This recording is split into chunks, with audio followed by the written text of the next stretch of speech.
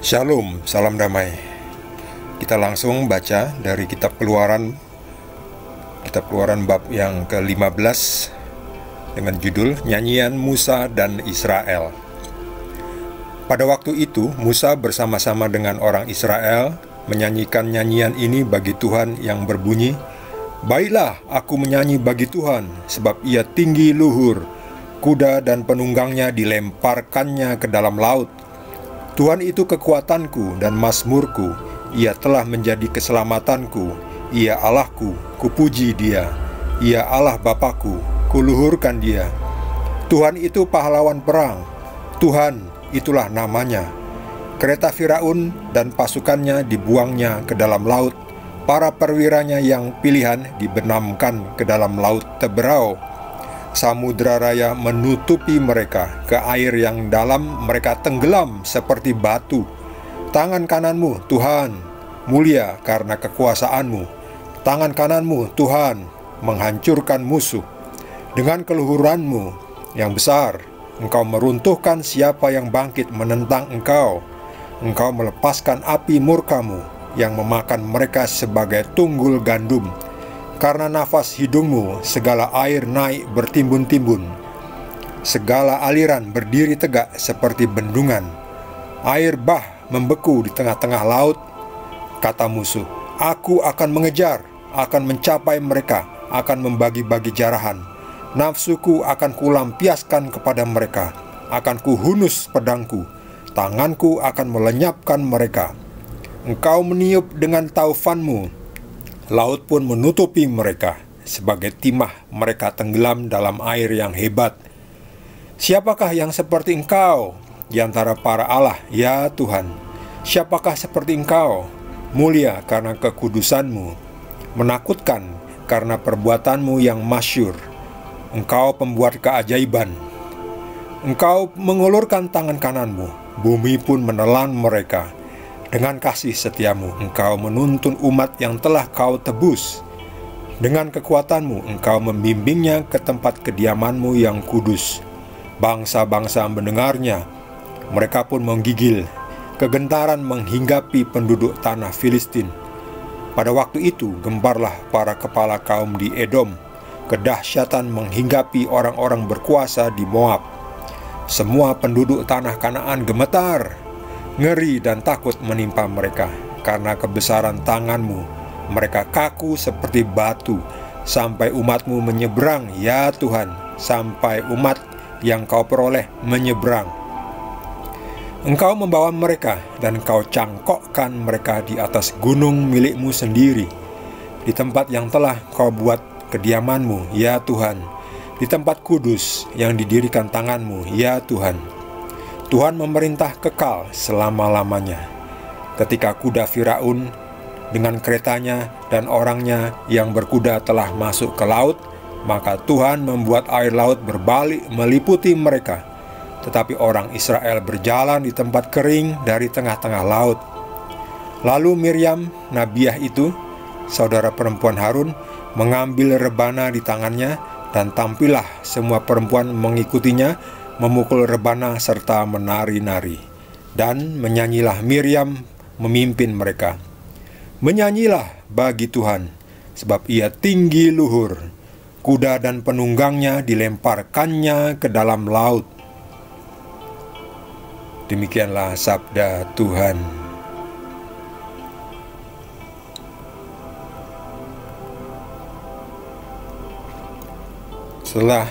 Setelah orang Israel bisa menyeberangi laut Teberau, maka orang Israel, bangsa Israel, juga Musa sebagai pemimpinnya, menyanyikan lagu, menyanyikan nyanyian syukur, puji-pujian kepada Tuhan. Di mana itu? Laut Teberau ini, Laut Teberau ini ya. Ini bagian yang cukup singkat ini, tapi ya kurang lebih antara 0 sampai ini sekitar ini 10 km mungkin ya sekitar itulah. Setelah Tuhan membelah laut dan orang-orang Israel bisa pergi, kemudian Orang Firaun ini mengikuti, pasukan-pasukan ini mengikuti, mengejar ya. Tapi lalu Tuhan menjatuhkan kembali air ini, yang di kanan kirinya seperti tembok raksasa, tiba-tiba ambrol ya, menimpa pasukan Firaun ini ya, kecil nih ya. Jadi ini temboknya tinggi sekali di kanan kiri ya, lautnya cukup dalam. Bayangkan ya, setinggi ini ya, tenggelam, mereka nggak bisa napas ya, nggak bisa napas, belum cukup waktu karena lama untuk naik ke permukaan, dia pingsan mati. Ya tuh, jadi menimbun air laut yang maha besar ini, menimbun pasukan ini Firaun ya. Firaun melihat pasukannya ditimpa oleh air laut yang dahsyatnya. Sebelumnya sudah dibelah Tuhan, dikeringkan untuk supaya orang Israel bisa menyeberang dengan aman. Kemudian mereka mengucap syukur.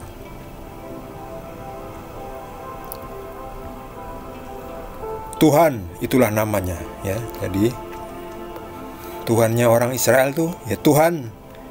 Dialah Tuhan semesta alam, pencipta langit dan bumi. Dan nanti tahun abad pertama datanglah Firman menjadi manusia dan bernama Tuhan Yesus. Jadi Tuhannya Israel itu namanya Tuhan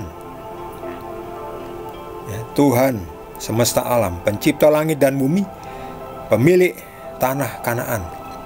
Tanah Kanaan itu diberikan oleh Tuhan. Ini dia Kanaan di sini nih. Kanaan diberikan kepada orang Israel.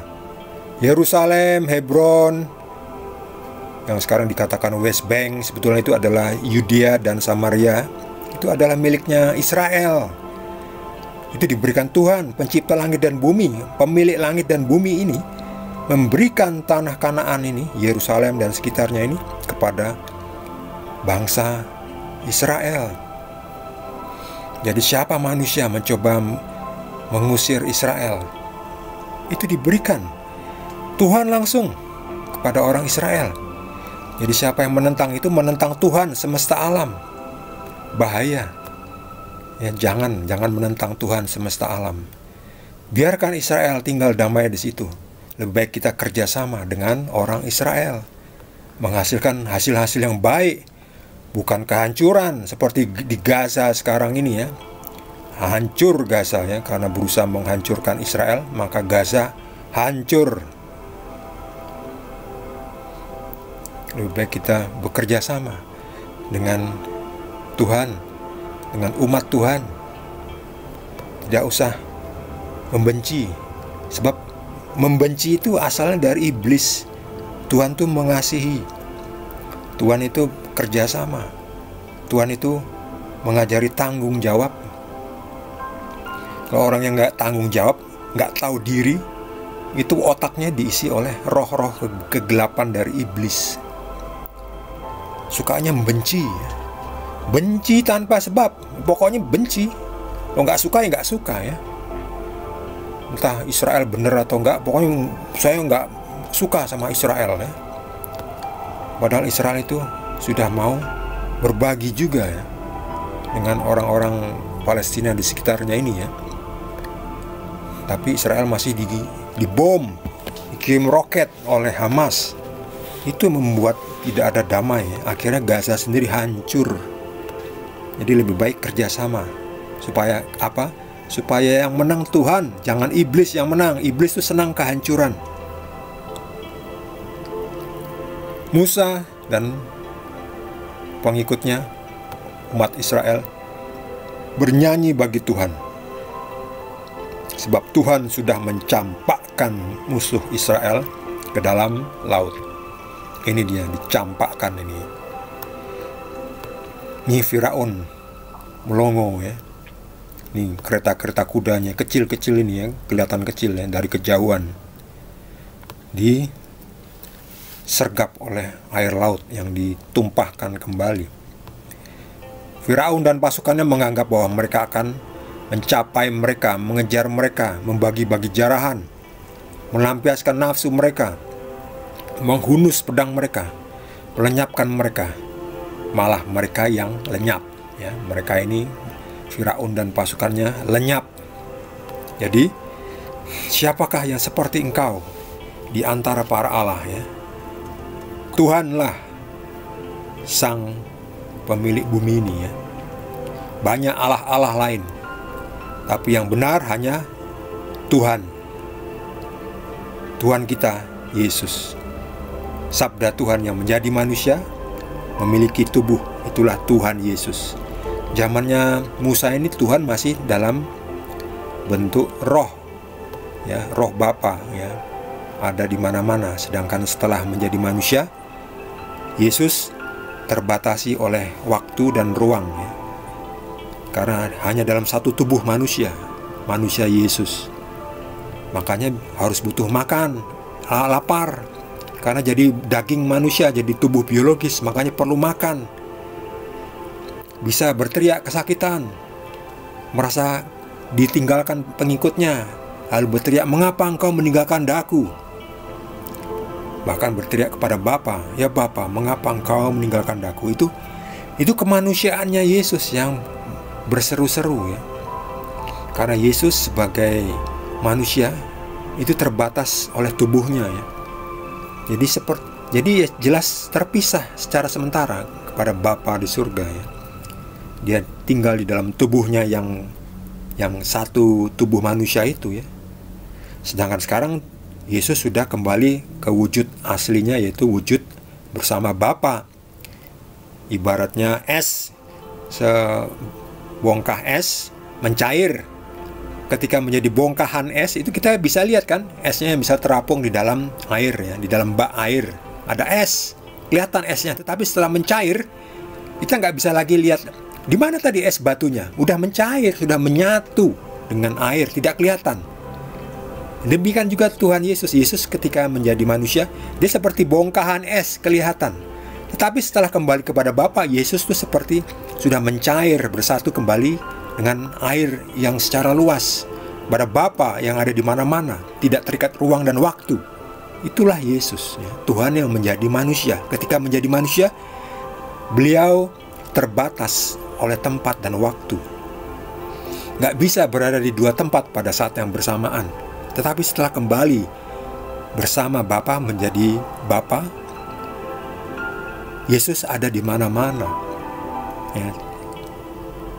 Bisa berada di mana-mana. Kita sekarang berdoa di Indonesia, di kutub utara sana, di kutub selatan ada Yesus. Kok bisa? Ya karena sudah kembali dalam wujud aslinya, yaitu bersama Bapa di surga. Itu Bapa ada di mana-mana. Lihat ini. Bangsa-bangsa mendengar kekuatan perbuatan ajaib Tuhan. Mereka gentar. Termasuk penduduk tanah Filistin, mereka gentar ketika mengetahui betapa dahsyatnya Tuhan Israel. Ini orang Filistin di sini nih, ya. Mereka gentar, takut. Jadi Tuhannya Israel, Tuhan Yesus itu Tuhan yang nyata, ya. Bukan Tuhan angan-angan, bukan Tuhan jadi-jadian ciptaan manusia. Tuhan yang nyata. Tuhan yang nyata itu apa bedanya? Ada buktinya, ada keajaibannya, ada mukjizatnya.